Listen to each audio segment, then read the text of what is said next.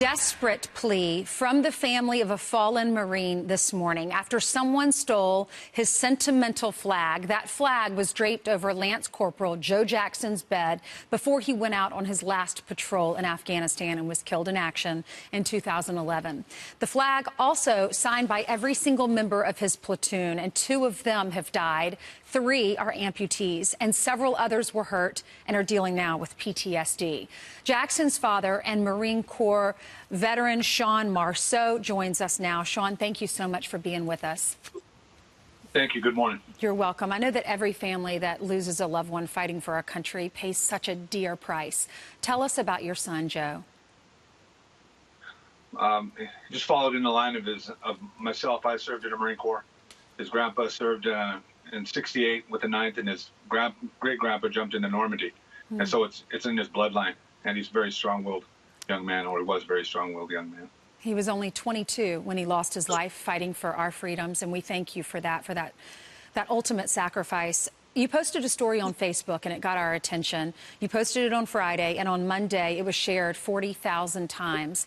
It was about the flag that we mentioned in the intro that was stolen, that was over your son's bed on his last patrol. Tell us about this flag and what it means to you. Well, I use this flag as a talking point to a lot of people. It's kind of an icebreaker when I'm talking to young vets. They can key in with it and see that they've lost people in battle too. And what it does is they can relate. It helps them open up a little bit. All the people that signed it were from all nationalities. There's no religion, no government to it. It's just small town America. And I think that's what that flag, why it's so important to us, is because it was Joe just being around the guys that he loved. That's basically what it was. So what happened to the flag? Well, we have a memorial shoot. As a matter of fact, we just passed the anniversary of Joe's when he was killed, and so we have a memorial every year. And leading up to it, I was looking for his flag. Well, my car was broken into before that. I thought I brought it in the house. Then we looked into. I started becoming the memorial was coming up, and I started frantically looking. I couldn't find it. I told my wife, and so we went through the memorial. After that, I kept looking.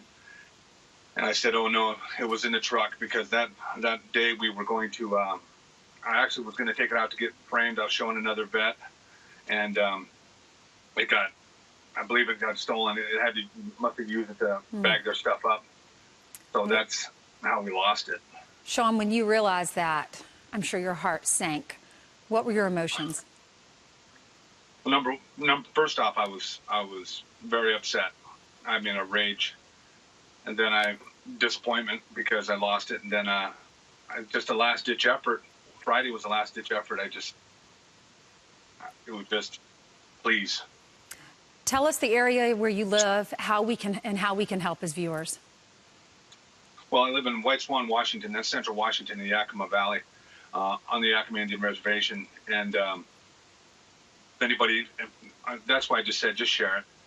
If you can share it and bring it out to your local police department, news stations, newspaper, however you can do it. Just have somebody turn it in, look in the pawn stores, look in Goodwills, whatever secondhand store you have, it might be there. I know this is a last-ditch effort, but it means everything to us. It means everything to the 17 that were killed in that deployment. It means everything to all those 190 that were wounded that time. It doesn't just touch me, it touches a lot of people. You know, especially my family, but a lot of the Marines that served with Joe, they would like it back, and wherever we can get it back. Sean, Joe's story is touching to all of us. Unfortunately, his life was cut short at 22 years old. What does his service mean to you? It wasn't a selfless sacrifice. Well, he served honorably as a Marine. He was where he wanted to be. He was surrounded by the loved ones that he wanted to be around. And when he died, he was carried by men that loved him. And so I think his service just shows the love we have. You know, the guy to your left, the guy to your right, you know, we got each other's six. It's a beautiful message. Sean Marceau, thank you for your sacrifice. God bless your family. Thank you.